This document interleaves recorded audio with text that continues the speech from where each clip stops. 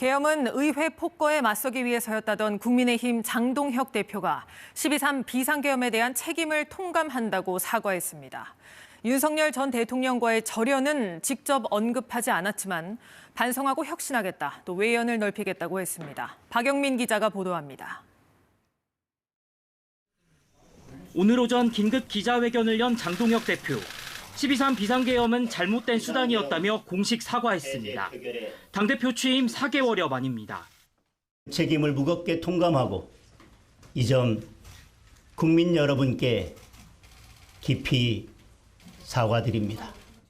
의회 폭거에 맞서기 위한 계엄이라고 했던 기존 입장에서 달라진 겁니다. 과거 잘못을 되풀이 않겠다. 국민 눈높이에서 새로 시작하겠다면서 사실상 윤 전 대통령과의 절연 의지를 내비쳤습니다.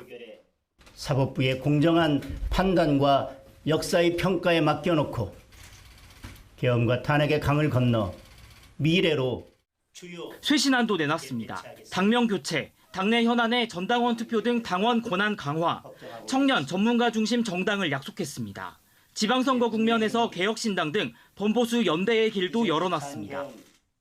이재명 정권의 독재를 막아내는 데 뜻을 같이 한다면 누구와도 힘을.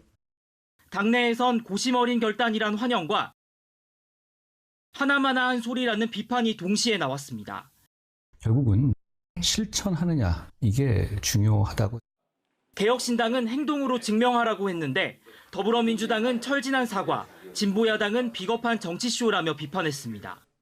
옷을 갈아입는다고 해서 냄새가 사라질 수 있겠습니까? 장동혁 대표가 계엄 사과로 리더십 위기 논란 등에 대한 정면 돌파에 나선 가운데 당장 이번 주로 예상되는 한동훈 전 대표에 대한 당원 게시판 사태 윤리위 심사 결과가 쇄신의 성패를 가르 첫 분수령으로 보입니다. KBS 뉴스 박영민입니다.